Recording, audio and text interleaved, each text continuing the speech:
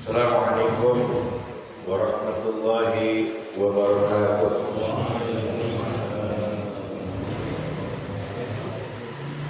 Alhamdulillah nahmaduhu wa nasta'inuhu wa nastaghfiruh wa na'udzu billahi min shururi anfusina wa min sayyiati a'malina.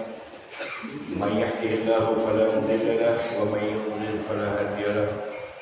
Asyhadu an la ilaha illallah wahdahu la syarika lah wa asyhadu anna Muhammadan abduhu wa rasuluhu la nabiyya ba'dah. Allahumma salli wa sallim ala sayyidina wa syafi'ina wa maulana Muhammadin wa ala alihi wa sahbihi wa man tabi'ahum bi ihsanin ila yaumiddin, amma ba'd. Rabbana atina min ladunka rahmatan wa hayyi lana min amrina rasyada. Rabbana zidna ilman wa alhiqna bis salihin.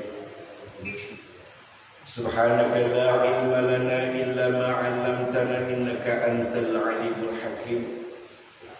Rabbi ishrah li sadri wa yassir li amri wa hlul 'uqdatam min lisani yafqahu qawli. Rabbi a'udzu bika min hamazati syayatin wa a'udzu bika rabbi an yahdurun. Shadaqallahul azim.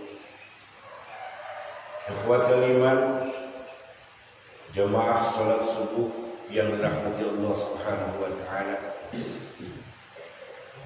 Segala puja dan puji hanya milik Allah Rabbul Alamin. Senantiasa mari sama-sama kita bersyukur kepada Allah sampai dengan hari ini kita masih diberikan kesempatan hidup oleh Allah. Kita masih diberikan kesehatan oleh Allah.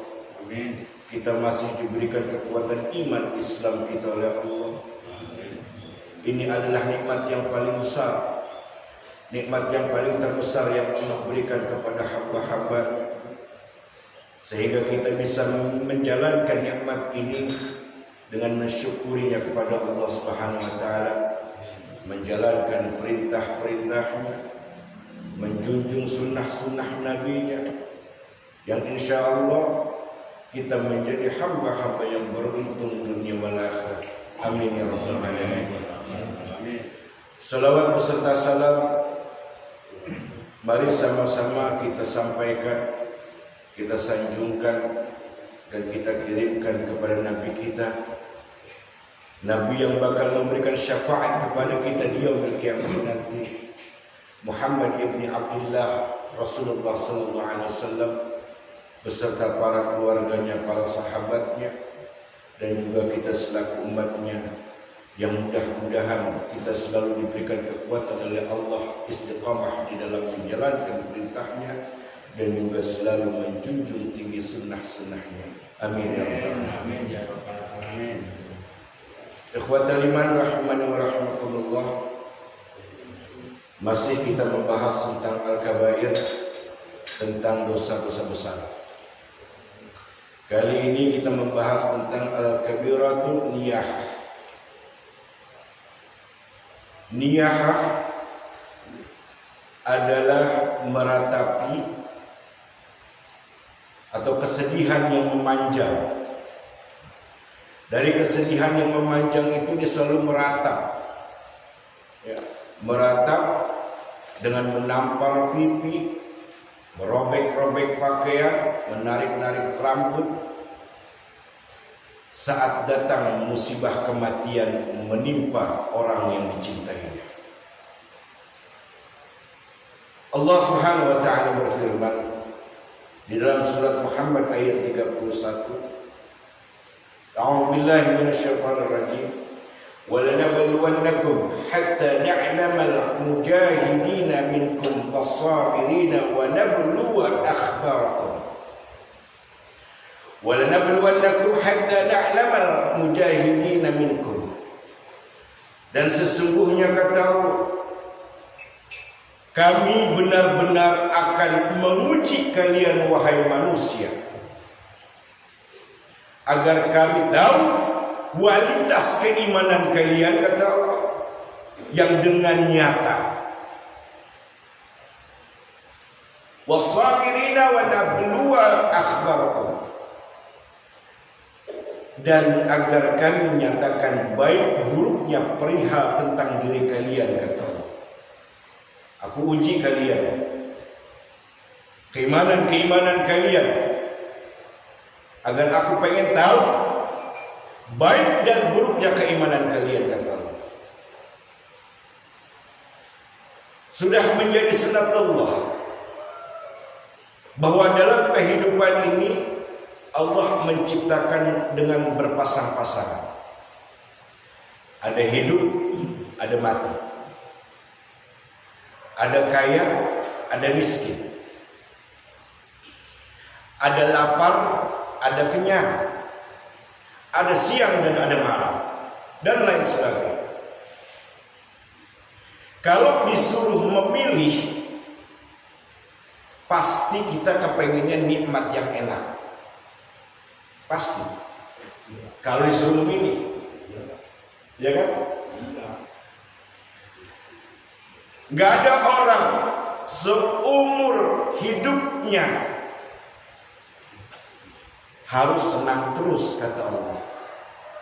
Kalau begitu, bagaimana aku tahu kualitas keimanan hamba-hamba kalau aku nggak uji, kata Allah.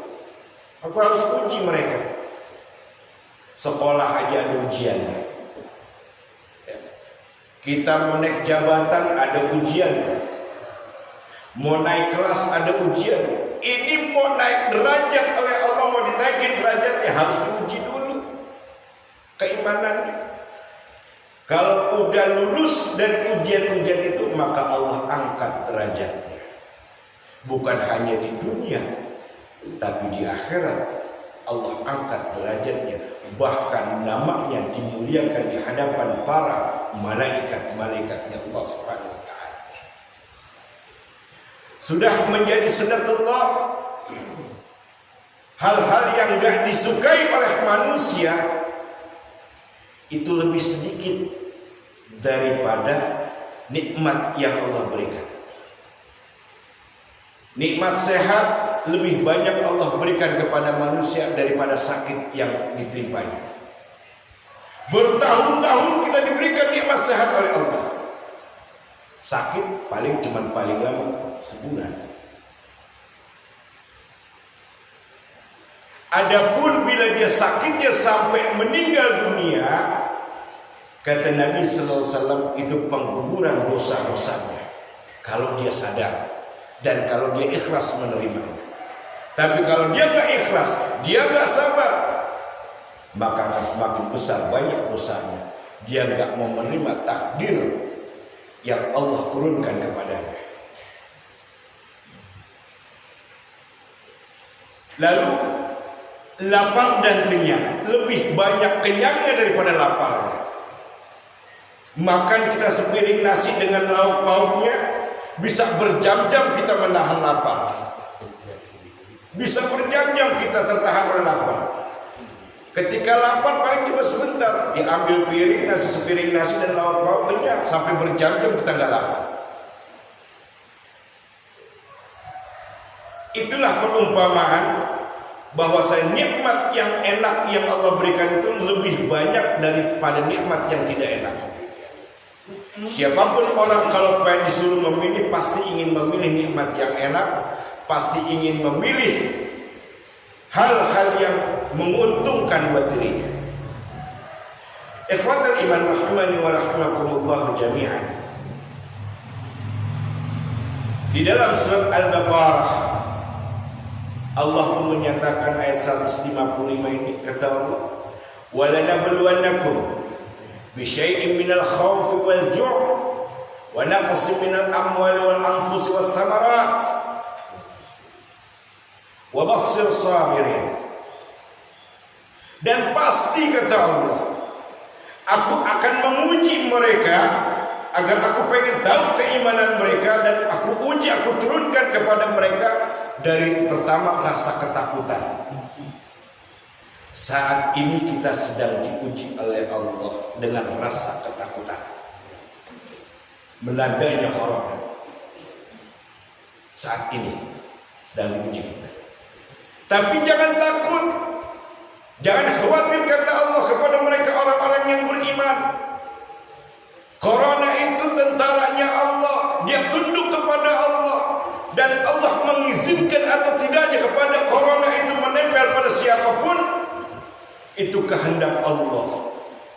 Bahkan Nabi mengatakan dalam sabdanya, hadis ini sahih riwayat Imam Muslim, kata Nabi SAW, bagi kalian manusia yang salat subuh, wabil khusus dia bisa berjamaah salat subuhnya, maka dirinya dalam jaminan Allah Subhanahu wa taala.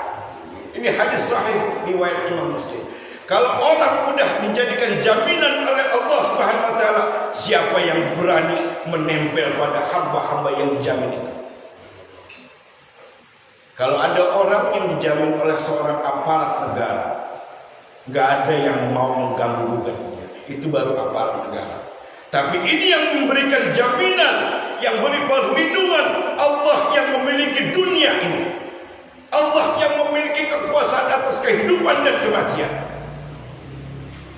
Kata Nabi, jangan takut kepada kalian orang-orang beriman. Apabila kalian sholat subuh secara berjamaah, maka Allah menjamin diri kalian. Dan ada satu amalan yang diamalkan, yang diajarkan oleh Rasulullah SAW kepada kita. Nabi SAW senantiasa menzikirkan kalimat ini.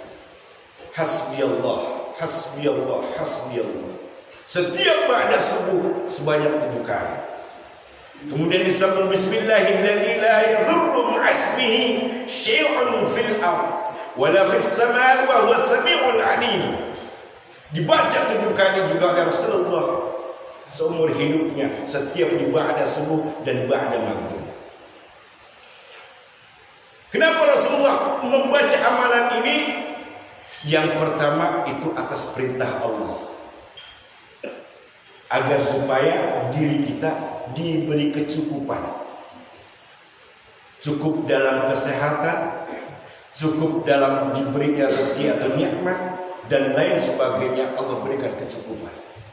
Banyak kalau tidak diberkahi oleh Allah percuma. Banyak rezeki kalau tidak diberikan keberkahan oleh Allah percuma. Banyak nikmat sehat yang diberikan oleh Allah, tapi kalau hidupnya maksiat percuma.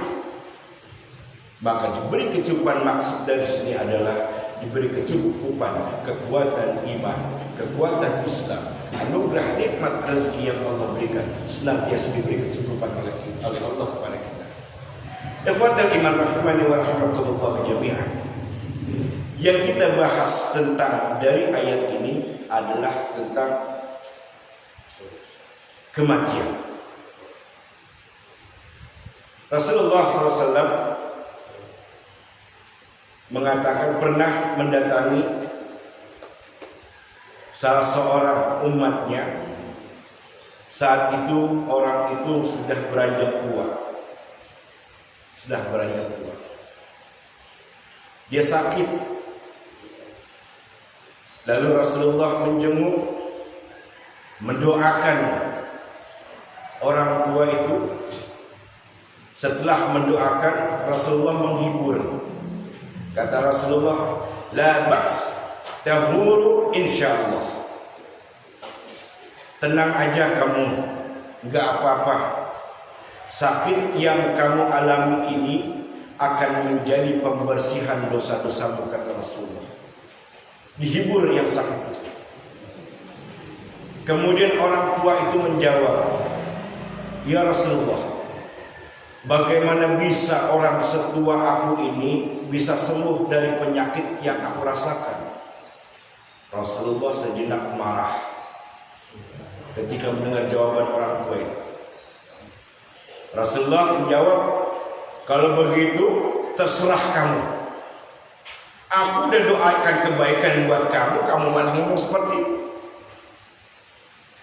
Omongan yang kamu bicarakan tadi itu merupakan doa buatmu, kata Rasul. Aku udah menghibur dirimu supaya kamu bersabar bahwasanya ini ujian dari Allah, sakit yang kau alami, dan itu adalah sebagai penggugur dosa-dosamu. Kamu jangan takut, kata Rasulullah. Mendengar kalimat dia bilang, gak mungkin orang setua saya bisa sembuh dari sakit ini. Marah Rasulullah. Kalau begitu terserah kamu. Terserah. Karena Allah tergantung prasangka kamu. Kata Rasulullah. Nah akhirnya orang itu mati dalam keadaan kekufuran, suuzon kepada Allah Subhanahu wa taala. Alhamdulillah min Allah ta'ala. Ikhwatul iman rahimani wa rahimakumullah jami'an. Ujian atau cobaan yang Allah datangkan kepada hamba-Nya seperti kurangnya jiwa, baik di antara saudara kita, kerabat kita, tetangga kita. Kekurangan jiwa ini kata ulama tafsir katakan berupa sakit yang sedang dirawat di rumah sakit ataupun yang di rumah. Bahkan ada yang mengatakan kekurangan jiwa ini adalah kematian.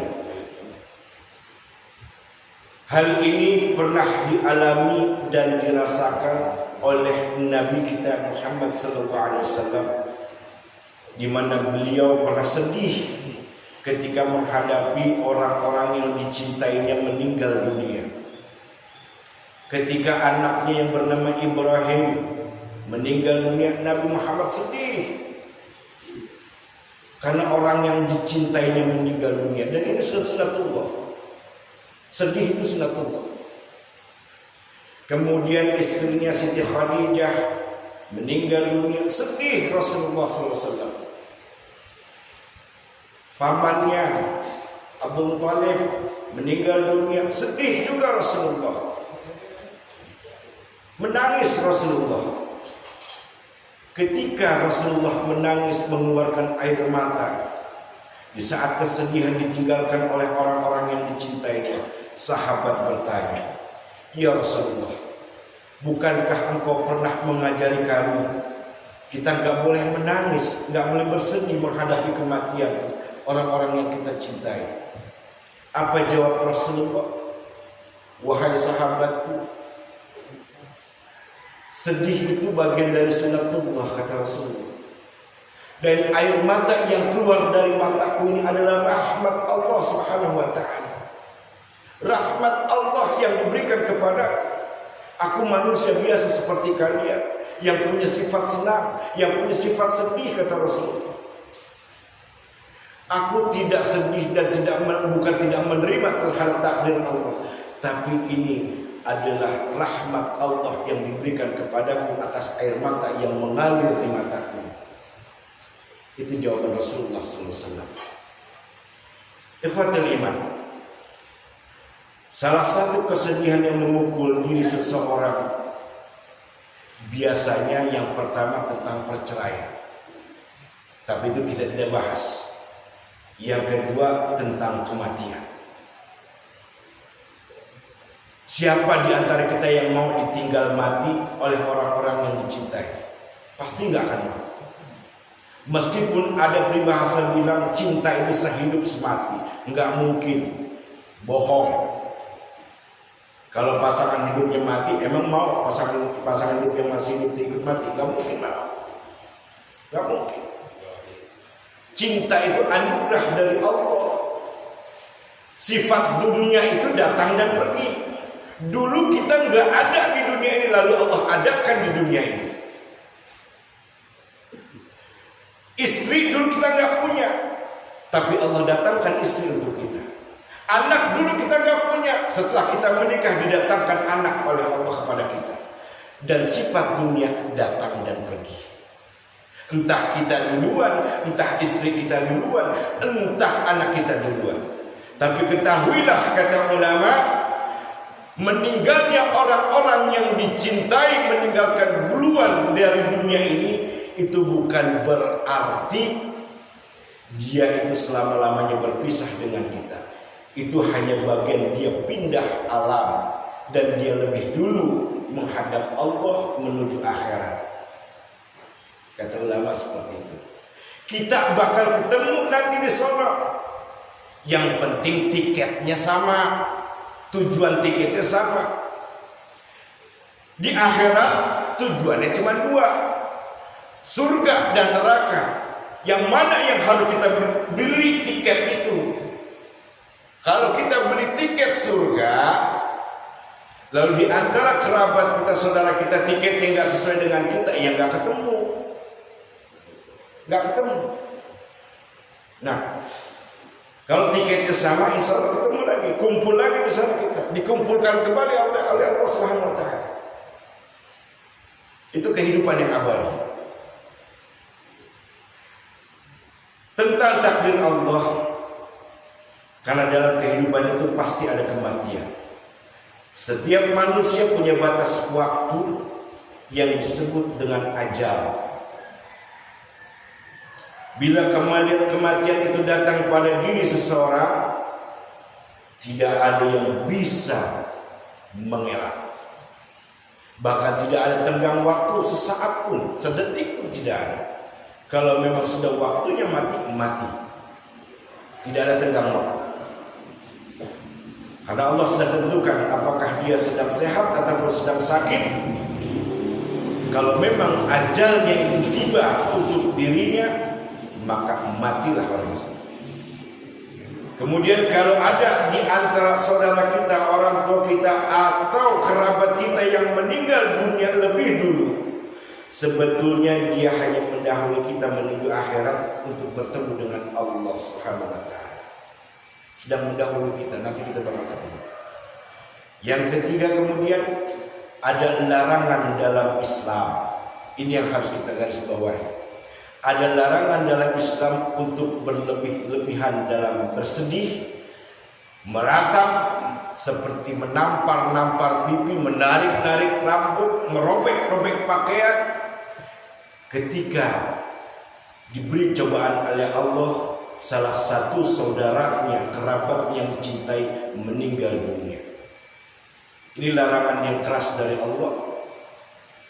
Tidak boleh kita berlarut-larut sedih ketika meninggal dunia oleh saudara kita yang kita cintai. Yang disebut niyahah. Berlebih-lebihan dalam bersedih, berlebih-lebihan dalam meratap. Supaya tidak sedih berlebihan, ketahuilah bahwasanya kematian itu adalah takdir Allah Subhanahu Wa Taala. Dan dia sedang mendahului kita untuk menuju alam akhirat. Nabi SAW bersabda yang diriwayatkan oleh Imam Muslim tentang larangan berlebih-lebihan dalam kesedihan, meratap dalam menghadapi kematian orang-orang yang dicintainya. Ini larangan Nabi SAW. Kata Nabi, "Ithnatani huma bin nasi kufrun, ata'tu fin nas wal niyah." Dua hal jika ada pada diri manusia, maka menyebabkan kekufuran. Yang pertama, menghina nasab. Menghina nasab ini diharamkan oleh Nabi SAW, tidak boleh menghina nasab. Tapi itu bukan bahasan kita. Yang kedua tentang niyah, berlebih-lebihan dalam bersedih, berlebih-lebihan dalam meratap kesedihan ketika menghadapi kematian saudara yang dicintainya. Bukan berarti dia keluar dari Islam. Hal ini sebagai yang mana pernah dikatakan oleh Abdullah bin Umar radhiyallahu anhu, semoga Allah meridhoinya, kufrun duna kufrin. Maksud hadis Nabi tersebut adalah sampai pada tingkat kadar besar yang dosa kufur, tapi belum sampai kufur. Dia berlebih-lebihan dalam sedih, meratap dengan menampar-nampar pipi, menarik-narik rambutnya, merobek-robek pakaiannya. Ketika dihadapkan kematian atas orang yang dicintainya, dia lakukan seperti itu, maka dosanya itu dosa besar yang hampir setingkat dan hampir mendekati kekufuran, kata Nabi SAW. Makanya dikatakan oleh Nabi, dua hal jika ada pada manusia maka akan menyebabkan kekufuran: menghina nasab dan berlebih-lebihan dalam kesedihan. Diterangkan oleh para ulama hadis, sedih boleh, tapi nggak boleh lebih dari 3 hari. Sedih boleh kita ditinggal oleh orang yang mencintai, entah itu anak kita, entah itu istri kita, entah itu kedua orang tua kita. Boleh sedih, itu sunatullah. Tapi Nabi melarang lebih dari 3 hari tidak boleh. Karena itu akan mencapai tingkatnya kekufuran. Berarti dia tidak ikhlas, dia tidak mau menerima takdir yang sudah ditentukan oleh Allah atas dirinya. Tidak menerima takdir Allah, dosa besar. Karena kematian adalah bagian dari takdir Allah SWT. Kemudian meratapi mayit dengan menampar-nampar, menarik-narik rambut sampai dia mengucapkan kata-kata buruk. Dikeluarkan kata-kata buruk. Kenapa kau harus mati? Bukan saya aja yang mati. Kenapa? Ya Allah, kenapa kau matikan dia, ya Allah? Padahal saya masih butuh dia, saya masih perlu dia. Keluarkan kata-kata itu. Ketika meratapi di depan sang mayit, nangis berlebihan. Hati-hati kata Nabi. Ini akan sampai tingkatnya pada tingkat dosa kekufuran. Hati-hati kata Nabi SAW. Dan dalam hadis lain riwayat Imam Muslim, kata Nabi SAW, inna ihatu idza lam tatuk ulbisat dir'am min kharab min jarab wa sirbalan min qatirani yaumal qiyamah. Orang yang meratapi mayit apabila tidak bertobat sebelum meninggalnya, niscaya kelak pada hari kiamat akan dibangkitkan dengan menggunakan jubah yang terbuat dari aspal. Aspal yang panas dan baju besi yang berkarat yang panas. Dosa besar ini. Yang dulu dia pernah meratapi di depan mayit sambil berkata-kata yang gak baik, seakan-akan menyalahkan Allah, tidak mau menerima takdir. Dan sebelum matinya dia nggak bertobat, kata Nabi SAW, niscaya, kalau kata niscaya, pasti. Kalau Allah dan Rasulnya sudah katakan niscaya, itu pasti. Dia pada hari kiamat akan dibangkitkan dengan memakai jubah yang terbuat dari aspal yang panas dan baju besi yang berkarat yang panas. Na'udzubillah, tsumma na'udzubillah min zalik. Ikhwatul iman rahimani wa rahimakumullah. Kemudian ada hadis Nabi yang berikutnya yang diriwayatkan Imam Bukhari dalam Kitabul Janaiz dan Imam Muslim dalam Kitabul Iman. Kata Nabi SAW, laisa minna man dharabal hudud wa syaqqal juyud wa da'a bid'wal jahiliyah. Bukan termasuk umatku mereka orang yang meratapi kematian dengan menampar-nampar pipinya, menarik-narik rambutnya, merobek-robek pakaiannya, lalu berkata-kata dengan yang gak senonoh kepada Allah, maka dia bukanlah termasuk umatku, kata Nabi SAW. Dilempar dia. Ketika nanti di yaumil kiamah, Nabi tidak mengakui dia sebagai umatnya. Kalau Nabi udah gak mengakui, mau jadi umat siapa dia? Sementara dia hidup di zaman umat Nabi Muhammad SAW, sengsara hidupnya di akhirat. Gak mendapat syafaat dari Nabi, gak mendapat syafaat dari Allah. Tempatnya di mana? Kita sudah tahu jawabannya. Kata ulama hadis, panggilan jahiliyah adalah dengan sebutan kalimat-kalimat yang tidak baik kepada Allah. Itu namanya orang bodoh yang mengeluarkan kata-kata itu. Di dalam diri kita, kata ulama, ada 2 perangkat yang berpengaruh. Di dalam diri kita ada 2 perangkat yang berpengaruh. Yang pertama perasaan, yang kedua akal. perasaan yang kita miliki harus tunduk kepada akal.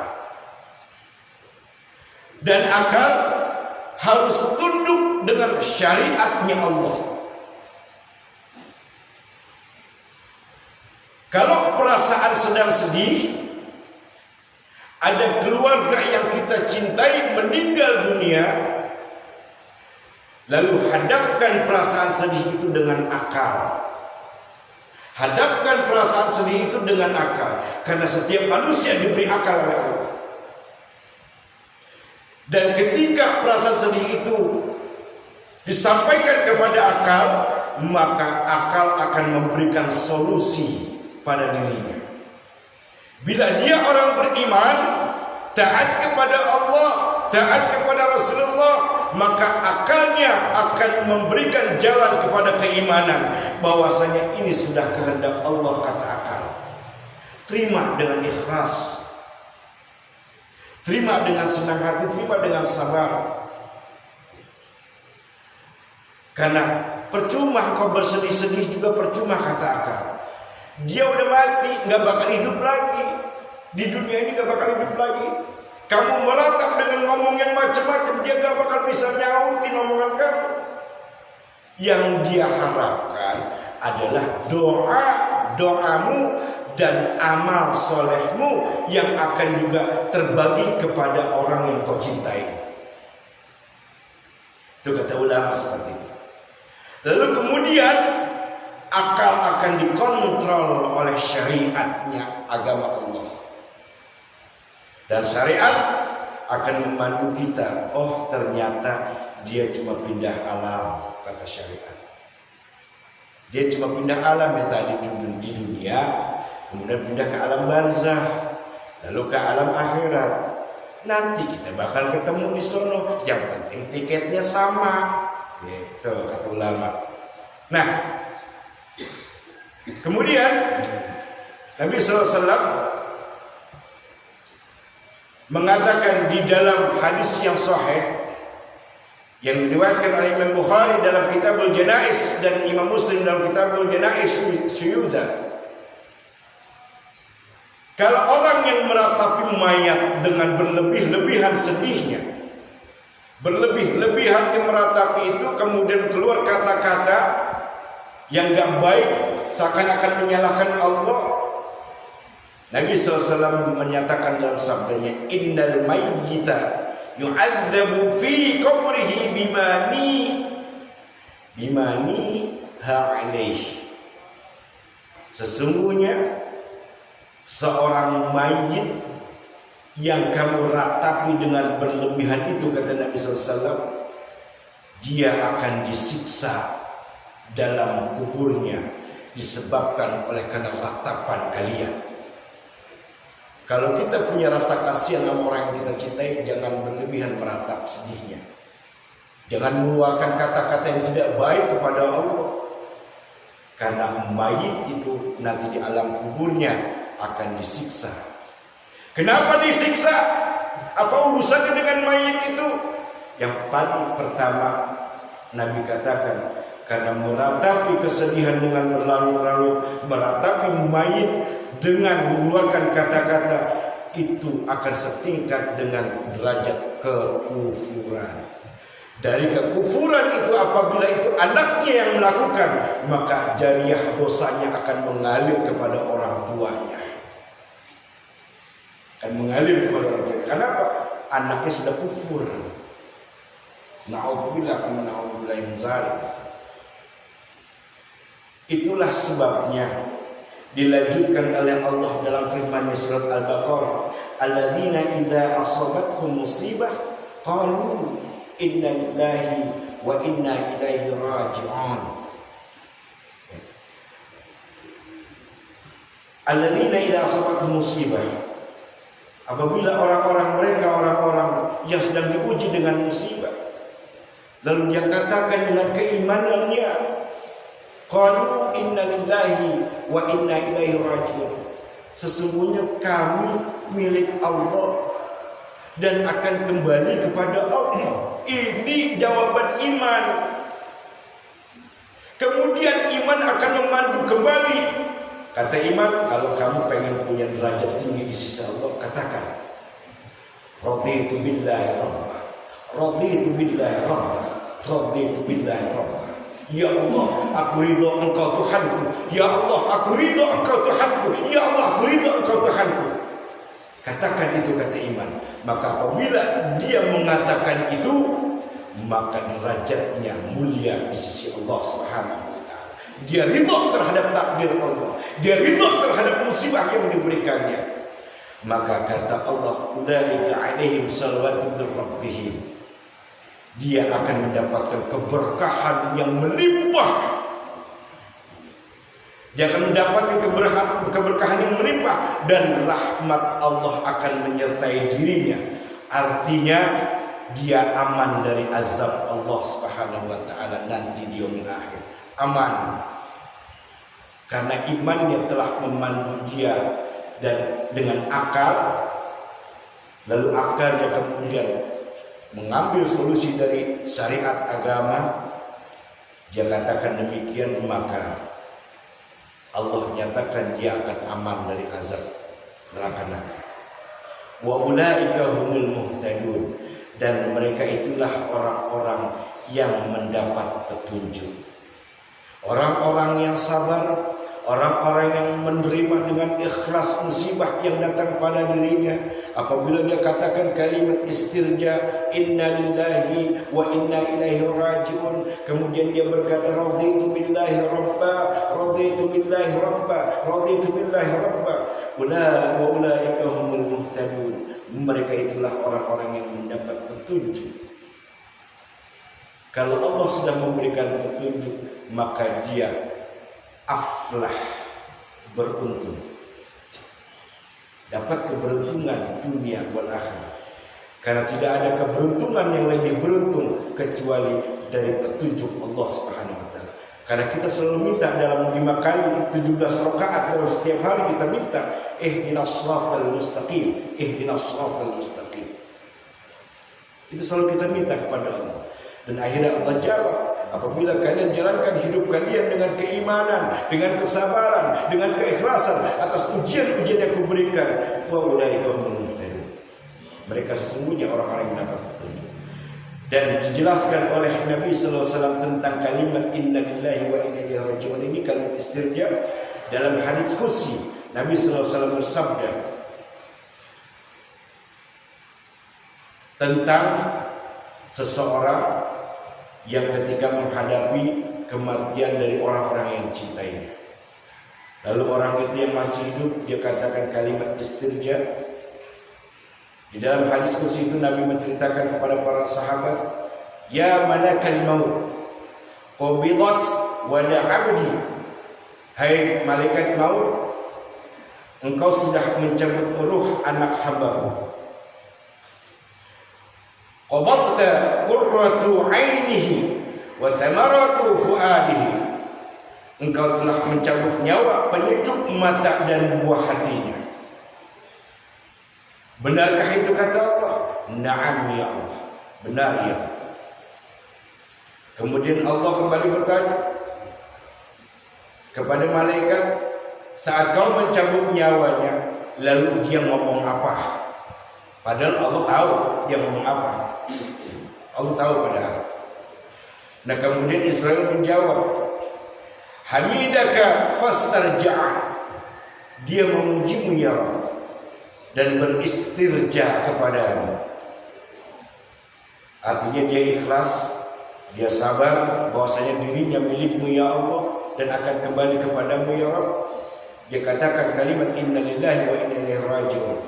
Kemudian Allah berfirman kepada Israel, abdu lahu baitan fil jannah, kalau begitu buatkan untuknya bangunan di surga. Wasammuhu baital hamdi, dan kasih nama bangunan itu untuknya rumah pujian dariku untuk dirinya. Gedung pujian untuk dirinya, kasih nama. Kata Allah, ini tentang orang yang mengatakan kalimat istirja. ketika dihadapkan oleh Allah kematian orang-orang yang dicintainya meninggal dunia, lalu dia katakan inna lillahi wa inna ilaihi raji'un. Maka ketika dia mengatakan begitu, Allah perintahkan kepada malaikat itu buatkan dia bangunan di surga dan menamakan bangunan itu dengan bangunan rumah pujian dariku untuknya. Wallahu a'lam bishawab. Mudah-mudahan kita termasuk hamba-hamba Allah yang ikhlas dalam menerima ujian cobaan, dan mudah-mudahan kita menjadi hamba-hamba Allah yang bisa mengendalikan kesabaran, karena kesabaran adalah derajat yang paling tinggi di sisi Allah terhadap hamba-hambanya. Dengan sabar kita akan selamat, dengan sabar kita akan terhindar dari penyakit, dengan sabar kita akan disukai banyak orang, dan kita akan dicintai oleh Allah dan makhluk-makhluk yang lainnya. Amin ya rabbal alamin. Mungkin ini saja yang bisa saya sampaikan. Barangkali ada yang ingin ditanyakan, dipersilakan. 2 atau 3 orang yang ingin bertanya barangkali tentang bab ini.